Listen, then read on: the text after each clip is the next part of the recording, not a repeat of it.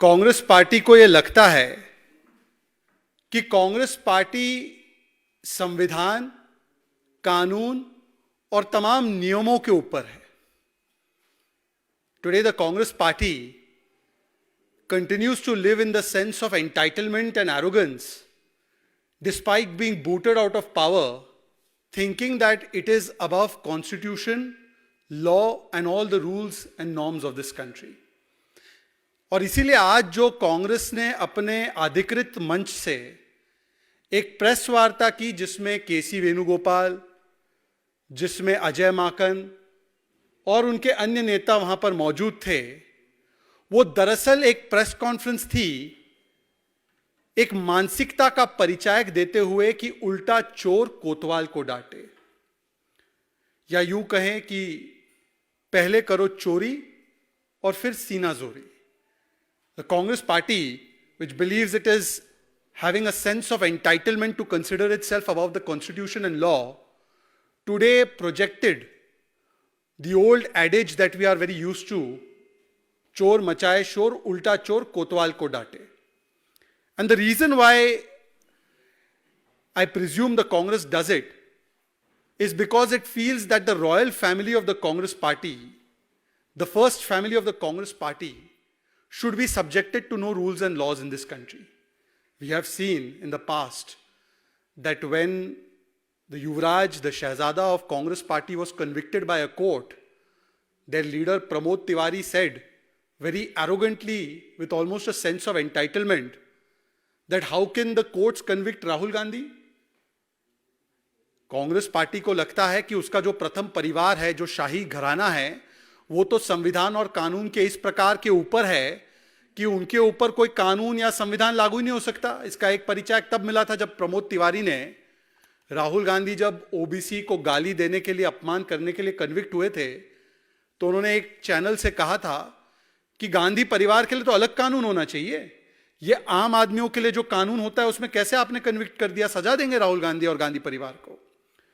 तो इसी मानसिकता से जो ग्रसित है, आज इनको लगता है कि इन पर कोई कानून लागू नहीं होना चाहिए. और इसीलिए कांग्रेस की मानसिकता देखिए, वो प्रेस कॉन्फ्रेंस करके कहते हैं कि हमसे 200 करोड़ की वसूली की जा रही है. कानूनी प्रक्रिया को वसूली कह रहे हैं 200 करोड़ की. कहते हैं अधिकृत मंच से कि यह फाइनेंशियल टेररिज्म किया जा रहा है हमारे खिलाफ. चुनाव नजदीक आ रहे हैं, इसलिए हमें आर्थिक रूप से पंगु बनाने की चेष्टा की जा रही है. और कहते हैं कि वायलेशन तो कुछ लाखों रुपए का है, छोटा मोटा वायलेशन है. भाई इतना छोटा वायलेशन है तो इसमें क्या है सजा, तुम भी चुप मैं भी चुप हो जाते हैं. यह आज कांग्रेस पार्टी ने अपने इस स्पेशल प्रेस कॉन्फ्रेंस के माध्यम से कहा. पहले तो ऐसा लगता है कि झांकी रही भावना जैसी, प्रभु मूरत दिखे तिन तैसी. मतलब कि जिसका चरित्र, जिसकी विचारधारा और जिसके कुकर्म केवल लूट और वसूली के ही रहे हैं, और लूट और वसूली तो नेहरू जी के जमाने में ही शुरू हो गई थी, जीप स्कैम से लेकर फिर सोनिया जी और राहुल जी का जमाना आया तो उसमें महादेव के नाम पर भी लूटने का, जिनका वसूली का, लूट का चरित्र रहा है, उसको आज एक कानूनी संवैधानिक प्रक्रिया, जो टैक्स की प्रक्रिया जो आम लोगों पर, आप पर और मुझ पर लागू होती है, वो भी उसको वसूली लग रही है. यह पार्टी सुशासन की बात करती है, यह कहती है कि छोटा मोटा वायलेशन था, इसमें क्या जरूरत थी कि हमसे रिकवरी कर रहे हो, और इसे फाइनेंशियल टेररिज्म बता रही है. तो इसीलिए सबसे पहले जरूरी है कि तथ्य क्या है इसके, मैं आपके सामने बहुत ही संक्षिप्त में आपके सामने सारे तथ्य रख दूं, सारे जो पॉइंट्स हैं वो मैं आपके सामने रख दूं. कांग्रेस पार्टी के ऊपर 135 करोड़ का इनकम टैक्स डिपार्टमेंट के द्वारा एक डिमांड किया गया. उनके ऊपर 103 करोड़ का एक असेसमेंट आया था 2018-19 में, और उसको 2018-19 से वो पे नहीं हुआ है, तो उस पर एक टैक्स कंपोनेंट जुड़कर 32 करोड़ का टैक्स कंपोनेंट जुड़कर वो 135 करोड़ का कुल मिलाकर उनके ऊपर आउटस्टैंडिंग डिमांड था इनकम टैक्स डिपार्टमेंट के द्वारा. ये असेसमेंट, जिसे कहते चुनाव पास आ गए तो इसलिए हमें आर्थिक रूप से पंगु बनाया जा रहा है, यह असेसमेंट 6 जुलाई 2021 को हुआ. डेट नोट कीजिए. The assessment under which it was said that the Congress has to pay 135 crore rupees. This was done in 2021, 6th of July. आज कांग्रेस पार्टी कहती है कि पॉलिटिकल पार्टीज को टैक्स नहीं भरना होता. यह बात सही है. आमतौर पर सेक्शन 13A के तहत इनकम टैक्स एक्ट के पॉलिटिकल पार्टीज को वॉलंटरी कंट्रीब्यूशन पर टैक्स नहीं भरना होता है, वो एग्जेम्प्टेड होते हैं. यह बात यहां तक सच है.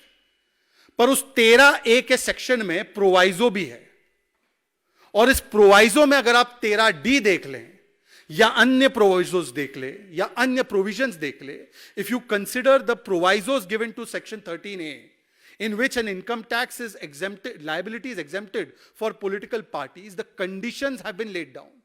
इसमें कुछ कंडीशंस है जिसको फॉलो करनी, मतलब रिटर्न्स टाइम पे फाइल करना है, जो वॉलंटरी कंट्रीब्यूशन है वो 2000 रुपए से ऊपर नहीं हो सकते. मतलब सारे कंट्रीब्यूशंस पर या सारी इनकम पर एक ब्लैंकेट कवरेज नहीं है एग्जेम्पशन का. कमर्शियल, आप अगर रेंट कमा रहे हैं, कमर्शियल इनकम कमा रहे हैं, तो वो एग्जेम्प्टेड नहीं है. वॉलंटरी कंट्रीब्यूशन 2000 तक की मात्रा तक एग्जेम्प्टेड है. ये तो कानून का मामला हो गया. तो कांग्रेस पार्टी पहले अगर कानून को कोट करती है तो कानून को ठीक से कोट करे. बहरहाल ये जो असेसमेंट हुआ था, ये 2021 में जुलाई में असेसमेंट हुआ. इस असेसमेंट को 28 मार्च 2023, चुनाव से कहीं दूर है हम लोग, इसको एक एपेलेट कमिश्नर ने कंफर्म भी किया. इस बीच में कांग्रेस पार्टी ने एक अपील फाइल की. आपके पास सुविधा होती है कानून के माध्यम से कि यदि आपको कोई असेसमेंट ठीक ना लगे तो आप एक असेसमेंट को अपील कर सकते हैं.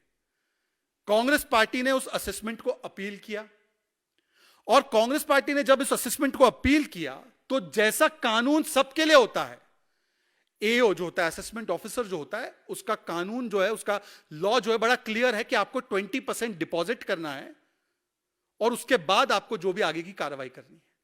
इसका मतलब कायदे से कांग्रेस पार्टी को 21 करोड़ रुपए डिपॉजिट करने थे, चाहे उसका आउटकम जो भी आए, वो अपील खारिज हो या अपील अपहेल्ड हो, इसमें कोई लीवे नहीं है किसी के लिए भी. आम नागरिक के लिए, किसी के लिए 20% डिपॉजिट करना होता है, मतलब 21 करोड़ डिपॉजिट करना है.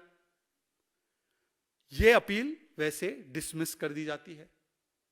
इसका मतलब कि 21 करोड़ रुपए तो 20% जो है वो तो आपको भरना ही था.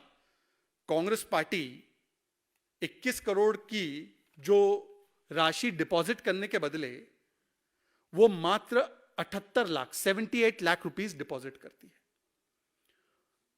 और जो 28/10/2021 का जो ऑर्डर आता है फिर उसको कांग्रेस पार्टी चैलेंज नहीं करती. कांग्रेस पार्टी चैलेंज नहीं करती. 21 करोड़ की मांग थी, ओरिजिनल असेसमेंट तो 135 करोड़ का हो गया था, 21 करोड़ डिपॉजिट करना था, उसमें से भी 78 लाख कांग्रेस डिपॉजिट करती है. यह उनके गुड गवर्नेंस का एक परिचायक है कि टैक्स लायबिलिटी जो इतनी आ रही है उसको टाइम से भी ना भरना, और जब असेसमेंट ऑफिसर और उसके बाद की अपील में कंफर्म हो जाए, कमिश्नर भी कंफर्म कर ले, तब उसके बाद भी 21 करोड़ के बदले 78 लाख देना. फिर कांग्रेस पार्टी ने एक सेकंड अपील की मई 2023 में. घटनाक्रम आपको मैं बता रहा हूं, उसमें भी कोई स्टे नहीं मांगा. इस बात को नोट कीजिए बड़े स्पष्टता से कि सेकंड अपील फाइल करते वक्त भी कांग्रेस पार्टी ने कोई स्टे नहीं मांगा. मई 2023 की बात है. और अक्टूबर 2023 में कांग्रेस पार्टी जो 21 करोड़ जमा करना था उसमें से 1.72 करोड़ रुपीस और जमा करती है. 78 लाख पहले और फिर उसके बाद ये 1.72 करोड़. मतलब कुल मिलाकर 21 करोड़ जो मिनिमम 20% आपको डिपॉजिट करना है, उसमें से अभी तक 2.5 करोड़ कांग्रेस ने दिए. देना तो वैसे 135 करोड़ रुपए. कोई स्टे एप्लीकेशन कहीं पर भी नहीं. जब कोई स्टे एप्लीकेशन नहीं है, जब आपकी अपील जो है वो डिसमिस हो रही है, तो इनकम टैक्स ऑफिसर और डिपार्टमेंट के पास कानून के तहत सेक्शन 226 में यह अधिकार है. और मैं आपको पढ़कर भी सुना सकता हूं, हालांकि 226 आप लोग भी इनकम टैक्स एक्ट का देख लीजिए. 226(3) में वो अधिकार है ऑफिसर के पास कि जितना भी पैसा रिकवर करना है उसके लिए वो पेंडिंग अमाउंट जो है एसएससी से वो उसको रिकवर करे। तो उसके तहत जो कार्रवाई होती है वो कार्रवाई शुरू हुई है। इसमें मैं आपको यह भी बता दूं कि इनकम टैक्स डिपार्टमेंट का बड़प्पन आप कह सकते हैं कि इस प्रकार का है कि जो अब 65 करोड़ रुपए जिसकी बात हो रही है जो लिए गए हैं, वो 65 करोड़ रुपए का भी डीडी जो है, डिमांड ड्राफ्ट जो है, उसको एनकैश नहीं किया गया है। तो इसका मतलब क्या हुआ? इसका मतलब यह हुआ, आपके सामने मैंने सारे फैक्ट्स तथ्यात्मक रूप से रखे हैं कि एक असेसमेंट आता है। वो असेसमेंट इसलिए आता है क्योंकि आपने कानून का उल्लंघन किया, तो आप एग्जेम्पशन के लिए आप एग्जेम्पशन नहीं ले सकते। उस असेसमेंट पे आप अपील करते हो, अपील में कहा जाता है 20% डिपॉजिट करना है। वो असेसमेंट का अपील जो है वो खारिज हो जाता है, उसको रिजेक्ट कर देती है पहली लेवल की अपील्स पे। आप उसमें से कुछ राशि पैसे दे देते हैं, कोई स्टे नहीं मांगते, उसको आप लोग लीगली चैलेंज नहीं करते। जब दूसरी बार अपील में जाते हैं वहां से भी कोई स्टे नहीं है, और जब कानूनी प्रक्रिया अपनाई जाती है तो कांग्रेस पार्टी यह कहेगी कि नहीं नहीं, यह फाइनेंशियल टेररिज्म हो रहा है। कांग्रेस पार्टी को पता होना चाहिए कि फाइनेंशियल टेररिज्म क्या था। अगर यह देखना है तो अभी अभी भारत सरकार की ओर से एक व्हाइट पेपर जारी किया गया है। 2004 से लेकर 14 तक जो फाइनेंशियल कुकर्म इस देश में किए गए हैं, मनमोहन सिंह जी की सरकार जिसे संचालन करने का काम सोनिया गांधी जी के दफ्तर से होता था, उसको दरअसल फाइनेंशियल टेररिज्म की कैटेगरी में जरूर रखा जा सकता है। डबल डिजिट इन्फ्लेशन होना, अर्थव्यवस्था को फ्रेजाइल 5 में पहुंचा देना, और जितने 60 वर्षों में लोन नहीं दिए गए थे उससे ज्यादा मात्रा में लोन दे देना 6 वर्ष के कार्यकाल में, जिसकी वजह से वो सारे लोन एनपीए में तब्दील हो जाए और वो एनपीए को छुपाना, और हमारी पब्लिक सेक्टर बैंक्स की पूरी स्थिति को बिगाड़ने का काम करना।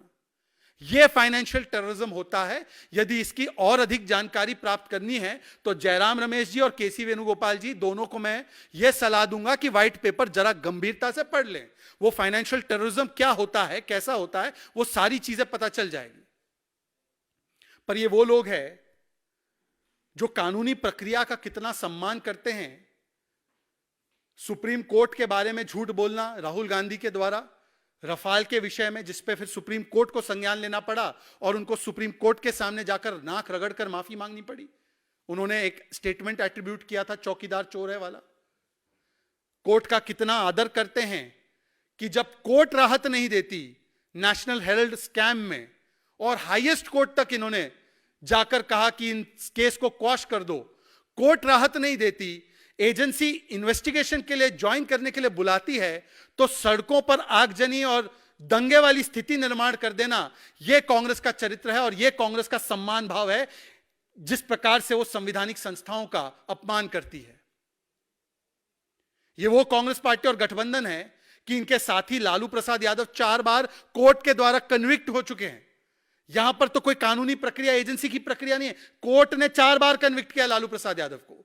पवन मुड़ी 1 बार कन्विक्टेड है, फिर भी कहते हैं कि ये सामाजिक न्याय के मसीहा है, जिन्होंने गौ माता का चारा चोरी कर दिया। कन्विक्ट 4 बार हुए कोर्ट के द्वारा, जो नो रिलीफ कोर्ट के द्वारा। पर ये कहते हैं कि हम लोग कट्टर ईमानदार हैं, हम लोगों ने चोरी और भ्रष्टाचार नहीं किया है। तो आज इसीलिए जो कोर्ट के फाइनल जजमेंट को नहीं मानते, जो कोर्ट के दिए गए आदेश को नहीं मानते, आज जब इनकम टैक्स के बार बार असेसमेंट ऑर्डर जो कंफर्म हुए हैं ट्राइब्यूनल के द्वारा, उसको कहां मानेंगे? और उसमें भी उनको वसूली नजर आ रही है।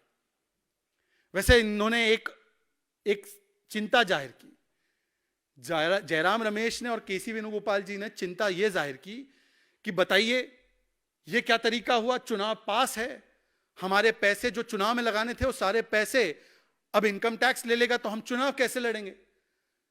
तो क्योंकि मेरा पुराना इतिहास कांग्रेस का रहा है, आप जानते हैं, तो मैं उनको मुफ्त की सलाह दे देता हूं। एक मुफ्त की सलाह उनको यह है, पूर्व कांग्रेसी होने के नाते, कि वो एक आपके सांसद है धीरज, उनके यहां 350 करोड़ रुपए एक ही कमरे में मिल जाता है। ये तो फिर भी 135 करोड़ रुपए का डिमांड है इनकम टैक्स के द्वारा। उनके पास तो दुगने बस एक कमरे में पड़े हुए हैं। तो ये डोनेशन फॉर देश वगैरह और ये सब कहना और ये सब विक्टिमहुड कार्ड खेलने के बदले वो धीरज जी को एक फोन लगाइए, वो 350 करोड़ से ज्यादा भी बंदोबस्त कर सकते हैं आपके लिए। वैसे भी आपने उनके ऊपर कोई कार्रवाई तो की नहीं है, आपने तो केवल इतना कह दिया कि वो जाने पैसा उनका है, हम कैसे जवाब दे। वैसे पूरे देश में आप अकाउंटेबिलिटी की बात करते हैं, पूरे देश में आप जो है कहते हैं कि इसका क्लैरिटी होना चाहिए, क्लैरिफिकेशन होना चाहिए। तो जब आप धीरज साहू को ना निकाला है, आपके पार्टी का सम्मानित सदस्य है, भारत जोड़ो और न्याय यात्रा वगैरह में चलते भी है राहुल जी से कंधा मिलाकर, तो वो पैसे मंगवा के चुनाव लड़ लीजिए। वैसे भी चुनाव में काले धन का इस्तेमाल करना और इस प्रकार की संपत्ति का इस्तेमाल करना, ये तो आपके आम चरित्र का हिस्सा है। परंतु कृपया करके कानूनी और संवैधानिक प्रक्रिया को इस प्रकार से प्रेजुडिस करने का और इस प्रकार से उसको कलंकित करने का दुष्कर्म, और अपने आप को और प्रथम परिवार को, शाही परिवार को संविधान और टैक्स लायबिलिटी और सारी कानून और नियम के ऊपर समझने का कम से कम महापाप मत कीजिए। यह स्पष्टीकरण आना बहुत जरूरी था। इससे अतिरिक्त या इस पर कोई सवाल हो तो आप पूछ सकते हैं। जी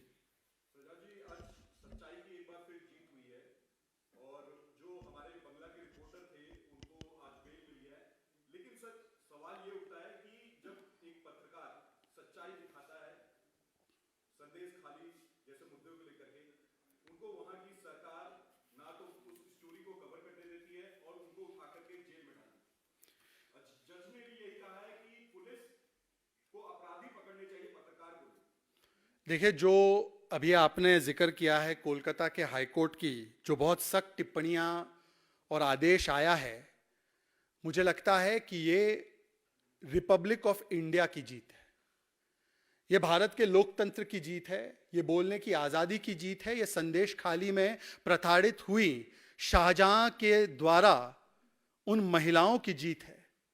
और आज इस मंच से मैं पूछना चाहता हूं कि क्या हो चुका है ममता बनर्जी और उनकी सरकार को?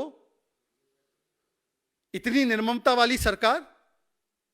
आज ये टीएमसी का मतलब तृणमूल कांग्रेस नहीं, मैं कह सकता हूं तालिबानी मानसिकता और कल्चर बन चुका है कि एक तरफ जो शाहजहां हिंदू महिलाओं का बलात्कार करवाता है, जो उनका शारीरिक शोषण करवाता है और सिस्टमैटिक तरीके से संदेश खाली की महिलाएं, जो खास करके अनुसूचित जाति जनजाति से आने वाली महिलाएं, उनका शोषण और बलात्कार होता है, उनके अपराधियों को पकड़ने के बदले कभी आप किसी पत्रकार को पकड़ लेते हैं, कभी आप सुकांता मजुमदार और भारतीय जनता पार्टी के तमाम नेता कार्यकर्ताओं को डिटेन कर लेते हैं, डेलीगेशन को रोकते हैं जाने से, और कभी कोई सत्य की बात करता है वहां के तो उसके ऊपर प्रहार करते हैं।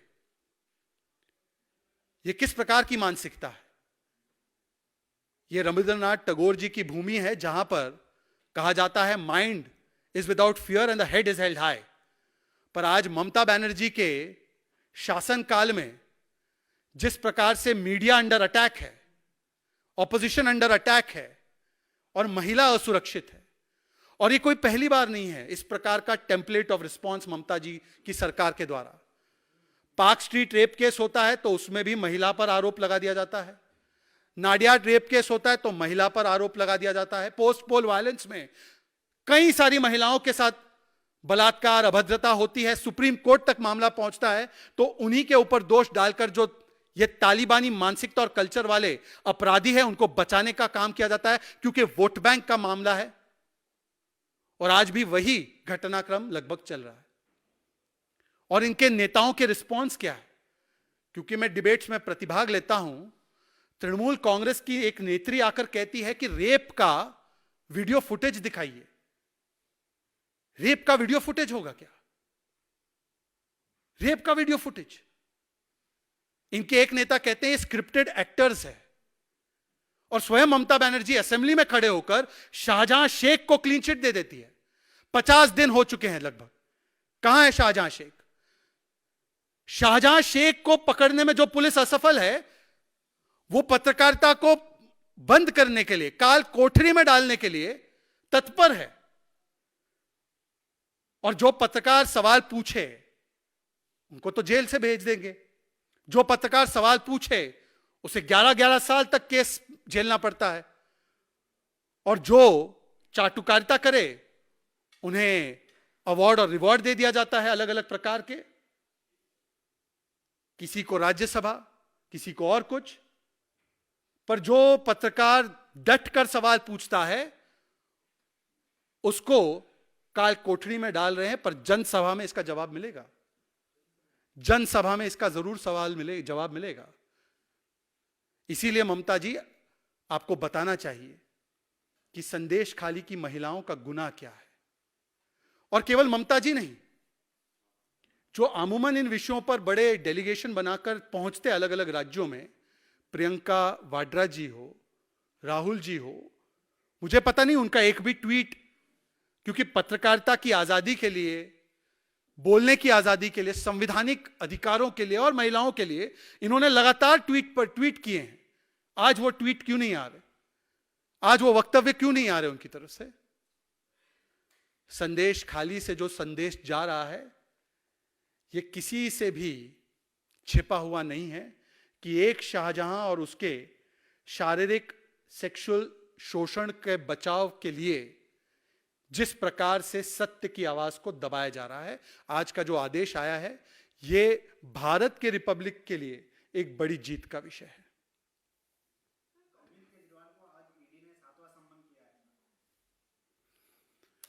ऐसा है, अरविंद केजरीवाल भ्रष्टाचारी नंबर 1 तो पहले से ही थे। टेस्ट से लेकर दवा से लेकर दारू तक भ्रष्टाचार, शराब घोटाले से लेकर शीश महल तक, कक्षा से लेकर बस घोटाले तक। पर सवाल यह बनता है अरविंद केजरीवाल जी से कि कब तक ये ABCD चलेगा? A for avoid summon, B for भाग जाओ from summon, C for cover up करो और D फॉर डाइवर्ट करो। यदि कोई छिपाने वाली बात नहीं है, चोर की मूंछ में तिनका नहीं है, कोई भी ऐसी बात नहीं है जिससे आप डरते हैं, तो आइए और समन आता है तो एजेंसी के सामने पेश होइए। यह कानूनी प्रक्रिया है। आप तो गए थे ना चैलेंज करने के लिए, आज तक तो समन क्वॉश नहीं हुआ ना।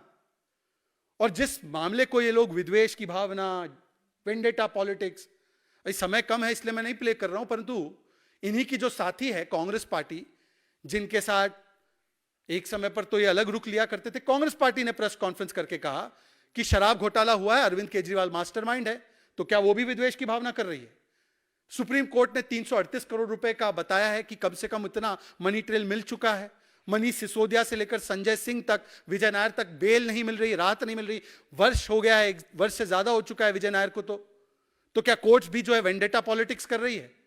इसीलिए केजरीवाल जी, आज शराब घोटाले पर जो मूल सवाल इस मंच से बार बार भारतीय जनता पार्टी, दिल्ली भाजपा पूछती आ रही है, 2.5% से 12% कमीशन कैसे हुआ, ब्लैक लिस्टेड कंपनी को कैसे ठेका दे दिया, मैन्युफैक्चरिंग कंपनी कैसे आ गए, होलसेल आपने प्राइवेट सेक्टर को रवि धवन कमेटी के खिलाफ जाकर कैसे दे दिया, और कितना पैसा आया जिसकी वजह से इस पूरी शराब पॉलिसी को ट्वीक किया गया। और यदि भ्रष्टाचार नहीं हुआ तो ये नई पॉलिसी को हटाकर पुरानी पॉलिसी पर क्यों गए? पर देखिए, एक बात अनोखी है, अरविंद केजरीवाल उंगली पकड़ते थे अन्ना जी का, तब वो कहते थे पहले इस्तीफा फिर जांच। आज नो इस्तीफा, नो जवाब, नो जांच, क्योंकि लालू जी के अब वो संगत में है। और समय ऐसा बदलता है कि सियासी धर्मांतरण किस प्रकार से अरविंद केजरीवाल का हुआ है, उसका एक और प्रमाण उनका ये भगोड़ा बनना है।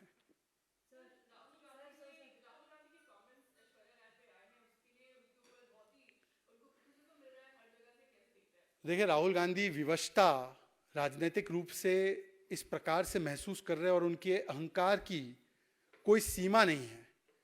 कभी वो कहते हैं कि उत्तर प्रदेश के युवा शराबी है, नशेड़ी है।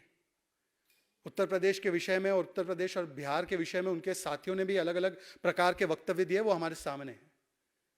और आज जिस प्रकार की मैं समझता हूं कि राजनीतिक पटल पर जो नॉन राजनीतिक व्यक्ति होते हैं उनके विषय में ऐसी टिप्पणी करना जिसमें मूल महिला विरोध, मिसोजिनी और पेट्रियार्की या महिला विरोधी जो मानसिकता है वो दर्शाते हैं, ये नाचने वाली कहना किसी को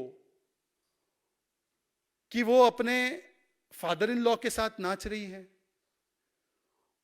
इस प्रकार की टिप्पणियां करना, मुझे लगता है कि इसके ऊपर तो कांग्रेस की जो महिला नेत्रियां हैं, जो अक्सर महिलाओं के विषय पर बोलती हैं, वीडियोस भी वगैरह बनाती हैं, काफी चीख कर बोलती हैं, चिल्ला कर बोलती हैं, सुप्रिया श्रीनेत है, प्रियंका वाड्रा जी है, इनको बताना चाहिए कि क्या ऐसी टिप्पणियां किसी भी महिला के लिए, खास करके जिन्हें हम कहते हैं अकम्पलिश्ड महिलाएं, कर्नाटका से बहुत अकम्पलिशमेंट लेकर ऐश्वर्या जी अपने इस मकाम पर पहुंची है, इस पर शायद सिद्धरामैया जी को भी बोलना चाहिए कि कर्नाटका से आने वाली एक महिला का इस प्रकार का अपमान क्या वो सहन कर सकते हैं। इसके ऊपर, उनकी महिला विरोधी मानसिकता के ऊपर बताना चाहिए। परंतु राहुल गांधी से अपेक्षित है, जिस व्यक्ति ने मंदिर में जाने वाले महिलाओं को छेड़ते हैं, ओबीसी समाज के बारे में अभद्र टिप्पणियां करना जिससे वो कन्विक्ट हुए हैं, और जिसकी पार्टी का चरित्र ही ये रहा हो कि Hindu terror, Hindutva is like ISIS and Boko हराम, और अलग अलग टिप्पणियां, गाली गलौज, मोदी जी की कब्र खुदेगी, मोदी जी भस्मसूर, गंगू तेली, इस प्रकार से नीच उनकी जातियों को लेकर करके टिप्पणी करना। तो जिनका ये चरित्र रहा है, उनके राजनीतिक डीएनए में इसी प्रकार की टिप्पणियां करना ये स्वाभाविक सी बात है, परंतु ये उनके राजनीतिक विवशता का और अहंकार भाव का एक और महिला विरोधी मानसिकता का एक और प्रमाण है। सर, भारतीय जनता पार्टी हमेशा इंडिया अलायंस को कहती है कि बिखरता नजर आ रहा है, लेकिन जो अलायंस है दिल्ली में दिख रहा है आम आदमी पार्टी और कांग्रेस का, और पहले यूपी में भी दिखा था कांग्रेस और सपा का। देखिए, मुझे लगता है कि उत्तर से लेकर दक्षिण तक जो ये तथाकथित इमेजिनरी अलायंस है, ममता दीदी ने कहा कि मैं अकेले लड़ूंगी बंगाल में, ममता दीदी ने कहा कि मैं लेफ्ट के साथ कतई समझौता नहीं कर सकती, ममता दीदी ने कहा कि 40 सीटें कांग्रेस की नहीं आने वाली है, 2 सीटें लड़ना है तो लड़ लो। पंजाब के इसी दल के एक होनहार मुख्यमंत्री है, उन्होंने कहा सबसे छोटी कहानी अगर बच्चों को सुनानी है तो वो कहानी है एक थी कांग्रेस।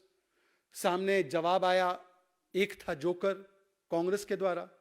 आए दिन खेरा की गिरफ्तारी पर कांग्रेस पार्टी आम आदमी पार्टी को डिक्टेटोरियल कहती है, फिर कहते हैं कि हम केंद्र में आकर लोकतंत्र बचाएंगे इनके साथ। कभी महाराष्ट्र में, महाभारत का तो संजय संवाद अलग है, परंतु महाराष्ट्र का संजय संवाद अलग हो जाता है। एक संजय दूसरे संजय से कहते हैं, मतलब संजय राउत संजय निरुपम से कहते हैं कि आपकी पार्टी तो 0 से स्टार्ट करेगी। संजय निरुपम संजय राउत से कहती है आपकी तो टूटी हुई पार्टी है, ये तो पूरी पार्टी ही नहीं है। फिर और दक्षिण में चले जाएं तो केरल में कांग्रेस पार्टी कहती है कि विजयन जी जो है वो भ्रष्टाचारी है, फैसिस्ट है, डिक्टेटर है, और सामने जवाब आता है कि वायनाड खाली करो, कम्युनिस्ट आती है। तो मुझे लगता है इस प्रकार की जब प्रतिक्रिया एक दूसरे के खिलाफ उन्हीं के साथी दे रहे हैं, तो वही बताएं कि इनका गठबंधन है तो कहां है। और अगर कहीं पर मजबूरी में कुछ समझौते हो रहे हैं तो शुभकामनाएं। 2017 में जो फिल्म का हमने देखा था, लॉन्च भी हुई वो फिल्म को लोगों ने देखा भी, और वो फिल्म को लोगों ने रिजेक्ट भी कर दिया। यूपी को तो वो साथ पसंद नहीं आया 2017 में, उल्टा भारतीय जनता पार्टी 300 से अधिक सीटें जीत गई, और जो समाजवादी पार्टी कांग्रेस पार्टी थी उनको 7-8% वोट का घाटा ही हुआ। तो मुझे लगता है कि अब तो ये कहना अतिशयोक्ति होगी कि दोनों लड़के हैं। मुझे लगता है कि 35 की उम्र के कम अगर कोई हो तो उनको तो लड़के वगैरह कह सकते हैं, युवाओं का हमें अपमान नहीं करना चाहिए। तो अगर ये दोनों लोग साथ आते हैं तो ये फिल्म पुरानी फिल्म है, और इस फिल्म को लोगों ने पहले ही रिजेक्ट कर दिया है।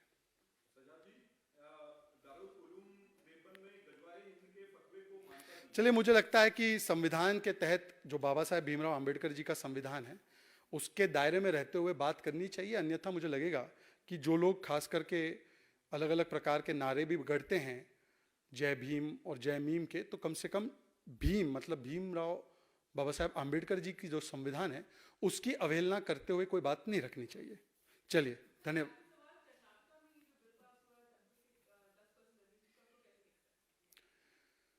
मुझे लगता है कि कांग्रेस पार्टी का जो हिंदू विरोध है वो दिन प्रतिदिन अलग अलग रूप और रेखाएं ले रहा है। पहले तो ये प्रभु श्री राम के अस्तित्व को नकारते थे, राम मंदिर का विरोध करते थे, हिंदुत्व आइसिस बोको हराम है, कांग्रेस के कर्नाटका के ही नेता हैं जिन्होंने कहा हिंदू गंदा शब्द होता है। और अब जिस प्रकार से आधुनिक काल का जिजिया लगाया जा रहा है। आधुनिक काल में अगर कोई औरंगजेब मानसिकता का एक परिचायक दे रहा है तो मुझे लगता है कि इस प्रकार से 10% का कर मंदिरों पर लगाना और वोट बैंक में बांटना, यह कांग्रेस पार्टी अपने हिंदू विरोधी चेहरे का एक और प्रमाण शायद देने के लिए उत्सुक है। और इसके पीछे कितना बड़ा वोट बैंक का कारण है, यह हम सभी लोग समझ सकते हैं। सेकुलरिज्म की परिभाषा क्या केवल और केवल हिंदुओं को गाली देना, हिंदुओं को अपमानित करना और हिंदुओं के खिलाफ भेदभाव करना, क्या कांग्रेस के लिए सेकुलरिज्म की ये परिभाषा बन चुकी है? हो सकता है ये उनके ही सेकुलरिज्म का हिस्सा है, क्योंकि सोमनाथ से लेकर अयोध्या तक विरोध करना, इसकी मुखालफत करना उनके राजनीतिक डीएनए में रहा है। धन्यवाद।